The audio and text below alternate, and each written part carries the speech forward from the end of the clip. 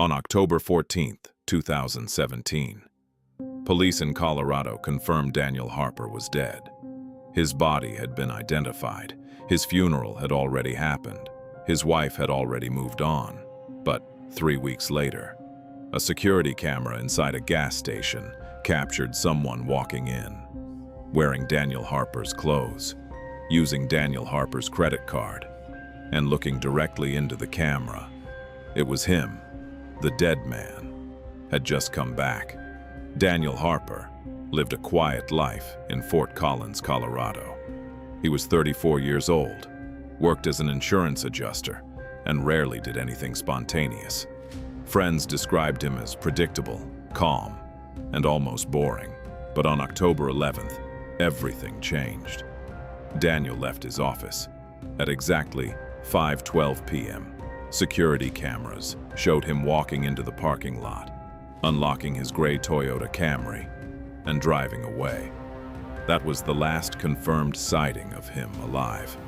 At 8:47 p.m., Daniel's wife, Megan Harper, called his phone. No answer. She texted. No response. By 10 p.m., she began to worry. Daniel never ignored calls, never stayed out late, never disappeared. At 11:26 p.m., Megan filed a missing person report. Police assumed it was nothing serious. Adults disappear all the time.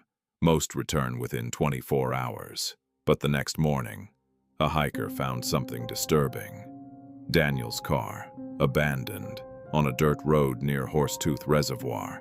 The driver's door was open, the keys still in the ignition, his wallet still inside. But Daniel was gone. Police immediately escalated the case. Search teams combed the area. Helicopters scanned the shoreline. Dogs tracked a scent that led down toward the water, then suddenly stopped. That same afternoon, investigators made a chilling discovery: a body floating near the edge of the reservoir. Male, similar build, similar clothing. It took just hours for authorities to make the call. They believed it was Daniel Harper. Megan arrived at the station in tears. Detectives showed her a photograph. Not the body, just the clothing. She immediately nodded. That's him, the coroner later confirmed. Drowning. No signs of struggle, no defensive wounds, no trauma. Police ruled it accidental death. Maybe he slipped. Maybe he fell. Maybe he walked into the water. Case closed. 4 days later, Daniel Harper was buried. The funeral was small, closed casket. Megan cried quietly. Friends shared stories. Everything seemed normal, tragic, but normal.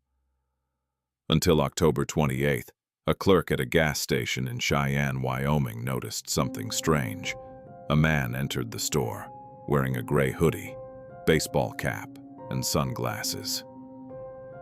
He walked directly to the fridge, grabbed a bottle of water, and paid with a credit card. The clerk glanced at the name, Daniel Harper. At first, she thought nothing of it, but later, police released Daniel's photo on local news. Missing person case, now confirmed dead. The clerk froze. She rewound the camera. And there he was, Daniel Harper, alive. Police were called immediately. Investigators reviewed the footage. The man's face was partially hidden. But when he looked up, just for a second, the resemblance was undeniable. Same jawline, same scar near the eyebrow, same posture, same everything. But Daniel Harper was buried. Detectives checked the transaction. The card used belonged to Daniel. It had been used 3 more times after his death, one in Wyoming, one in Nebraska, one in Iowa. The trail was moving east. Police now had a problem. Either someone was impersonating a dead man, or Daniel Harper never died. They ordered the body exhumed. When the coffin was opened, investigators made a shocking discovery. The body inside was not Daniel Harper. The dental records didn't match. Fingerprints didn't match. DNA didn't match. They had buried the wrong man. Now the case flipped entirely. Daniel Harper was alive, somewhere. But why fake his own death, and whose body had been in the water? Detectives dug deeper into Daniel's life. At first glance, everything looked normal. But then they found something strange. 3 months before his disappearance, Daniel withdrew $42,000 in cash. 2 weeks later, he sold his motorcycle. Then, he canceled his gym membership. Then, he deleted his social media. Then, he started using a second phone.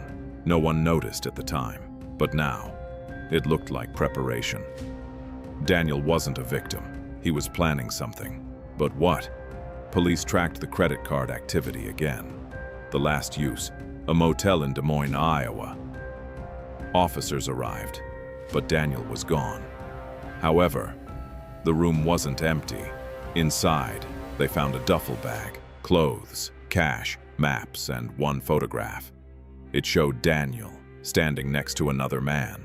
The same build, same height, same hair. They looked nearly identical. Investigators now believed something disturbing. Daniel had found a look-alike, and that man ended up dead. But why? Then came the first major twist. The dead man was identified. His name was Eric Nolan, a drifter, no family, no fixed address. Last seen, talking to Daniel, outside a bar, 2 days before the disappearance. Security footage confirmed it. Daniel and Eric left together. Eric was never seen again. Police believed Daniel killed him, staged the drowning, and disappeared. But then, another twist. Daniel's bank account suddenly received a deposit, $180,000, from an offshore account. Now investigators realized this wasn't just a disappearance. It was something bigger. Financial crimes, insurance fraud. Daniel had a life insurance policy worth $500,000. Megan, his wife, was the beneficiary. But here's the twist. She never filed a claim. She never even contacted the insurance company, which meant she didn't know, or she wasn't involved. Detectives interviewed Megan again. This time, she looked nervous. She admitted something. Daniel had been acting strange before disappearing. Secret calls, late nights, whispering, and once, she saw him with a second phone. Then she said something chilling. 3 days before he disappeared, Daniel told her, "If something happens, don't look for me." Investigators now believed Daniel planned to vanish permanently, but they still didn't know why. Then, Daniel made a mistake. He used an ATM without a mask. The camera captured everything. Daniel Harper, alive. Police traced the withdrawal. Chicago. Now the hunt intensified. But when officers arrived, Daniel was gone again. However, they found something else. A locker key. Inside the station. Locker 417. Inside was a passport. Not Daniel Harper, but the photo was Daniel. New name, Michael Turner. Flight ticket, Mexico City. Departure 1 in 4 hours. Police rushed to the airport, but Daniel never boarded. He vanished again. Then came the final twist. The offshore deposit came from Megan, his wife. She had wired the money. She knew everything. This was planned. Both of them. Fake death, new identities, new life. But something went wrong. Police returned to Megan's house. She was gone. No note, no car, no trace. 2 days later, authorities in Tijuana found a couple renting a small apartment, using fake names. They looked nervous. They avoided cameras. When police entered, the apartment was empty, but on the table, 2 plane tickets. Argentina, 1 hour earlier. Daniel Harper and Megan Harper disappeared forever. They were never seen again. No arrests, no bodies, no confirmed sightings. Just one strange case, where a dead man attended his own funeral and then vanished for good.